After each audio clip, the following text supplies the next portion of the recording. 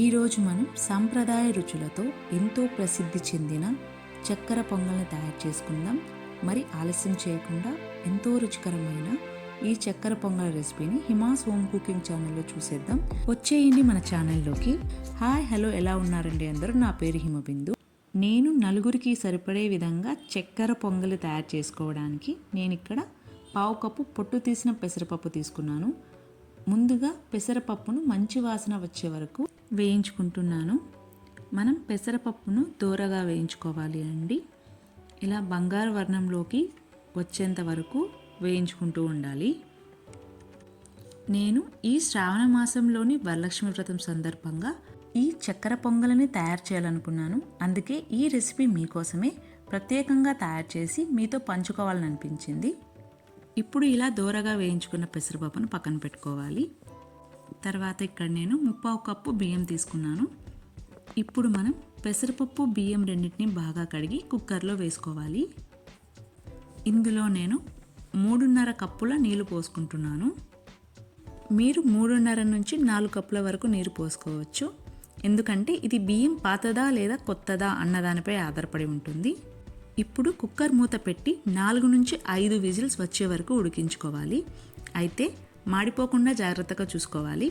అన్నం పెసరపప్పు మెత్తగా ఉడికిన తర్వాత పక్కన పెట్టుకోవాలి. అన్నం ఉడుకుతున్న సమయంలో చక్కెర పొంగలి కోసం తీపి మిశ్రమాన్ని తయారు చేసుకుందాం. ఇందుకోసం ఇక్కడ నేను 1/2 కప్పు చక్కెర, 1/2 కప్పు బెల్లం తీసుకున్నాను. ఇందులో కొద్దిగా నీరు పోసి కరిగించుకుంటున్నాను. గట్టి పాకం అవసరం లేదండి.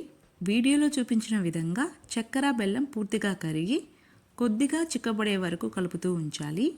గుడిలో ప్రసాదంగా ఇచ్చే చక్కెర పొంగలి రుచి చాలా మందికి చాలా ఇష్టం. అదే ఆలయం స్టైల్ రుచిని ఇంట్లోనే మనం ఈ విధంగా తయారు చేసుకోవచ్చు. చూడండి, ఇప్పుడు కుక్కర్ మూత తెరిచి చూస్తే అన్నము పెసరపప్పు బాగా ఉడికాయి.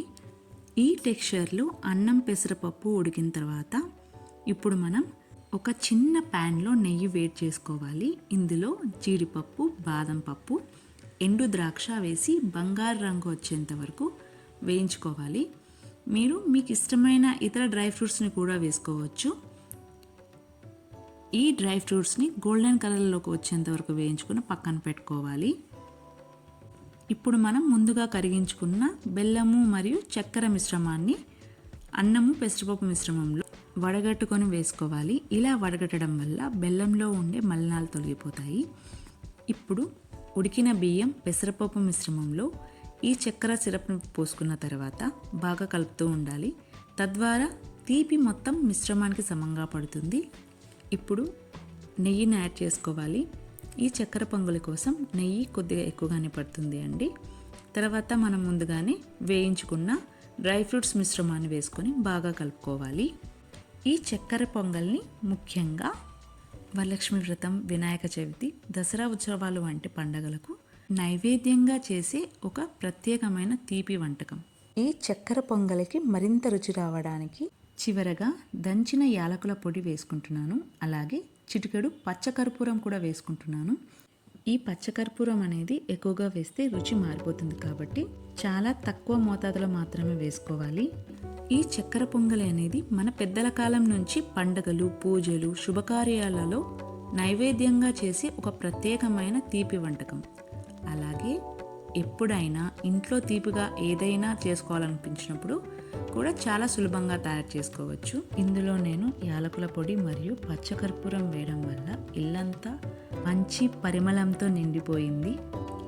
అంతే అండి, ఎంతో రుచికరమైన ఆలయం ప్రసాదం స్టైల్ చక్కెర పొంగలి సిద్ధమైపోయింది. మీరు కూడా మన సాంప్రదాయ రుచులతో ఎంతో ప్రసిద్ధి పొందిన చక్కెర పొంగల్ని మీ ఇంట్లో కూడా తయారు చేసుకొని ఎలా ఉందో కామెంట్ సెక్షన్లో మెన్షన్ చేయండి. నా ఈ వీడియో నచ్చినట్లయితే లైక్ చేయండి, షేర్ చేయండి మరియు సబ్స్క్రైబ్ చేయండి.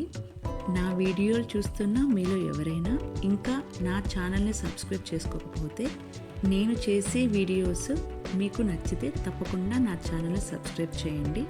మీ సబ్స్క్రిప్షన్తో నా ఈ చిన్న ప్రయత్నానికి ఎంతో ప్రోత్సాహం లభిస్తుంది. అలాగే నేను చేసే రెసిపీని మీ ఇంట్లో ట్రై చేసి నా వీడియోస్కి ఒక చిన్న లైక్ చేయండి. మీ ఒక్క సబ్స్క్రిప్షన్ కూడా నాకు చాలా విలువైన ప్రోత్సాహమే. అలాగే పక్కనున్న గంట సింబల్ని క్లిక్ చేయడం మర్చిపోవద్దండోయ్. Thank you for watching my videos.